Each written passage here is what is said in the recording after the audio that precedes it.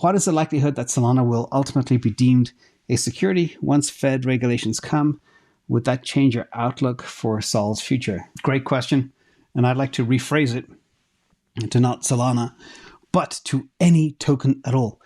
And if Solana is deemed a security, that means 18,000 others will be deemed a security too. So here's a quick rundown of the impact these 18 other tokens that are out there.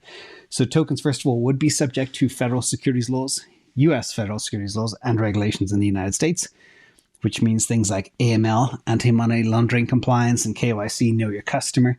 And this would mean that any trading or exchange of any token would have to be done through registered exchanges, and any individuals or entities selling or promoting a token would have to be registered with the Securities and Exchange Commission. Very, very important. That means things like airdrops, etc., would not be possible. And this would have a significant impact on the market of a token because it would reduce the number of exchanges and platforms that could legally trade such tokens, and and increase the regulatory compliance for costs that do that. Now, investors also would have to comply with all investor protection regulations. Additionally, it could also limit the number of potential investors in a token, which could also bring down the price. So there's lots of other stuff. Now, again, they can't kill everything. I'm pretty convinced the US will not kill everything. I know there was some initial MiCA legislation out of Europe that tried to kill everything, but they're fixing that. They're making it better. So they know blockchain and crypto is the future of finance, and we'll see where it all goes. But the easy way to think, if a token is deemed a security, what are the two choices? And I summarize them real quick here. Number one, they will be forced to regulate and comply with the laws in the said country, or go offshore and work on DEXs.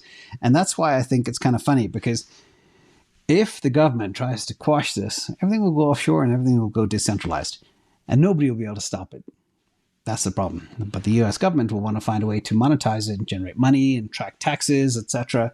So I think they'll be semi-reasonable in how they regulate this. I do believe as well, big tokens will comply and small ones will go offshore, as I mentioned. But the SEC has shied away from issuing any clear definition of what criteria is used to determine whether or not a token is a security. And I'm very familiar with the Howey test, etc. Most of them will be deemed securities. But as a result, cryptocurrency is still in limbo, still operating in a fog, but they can't just kill everything. And just look at the XRP lawsuit. It's gone on for years. They got nowhere.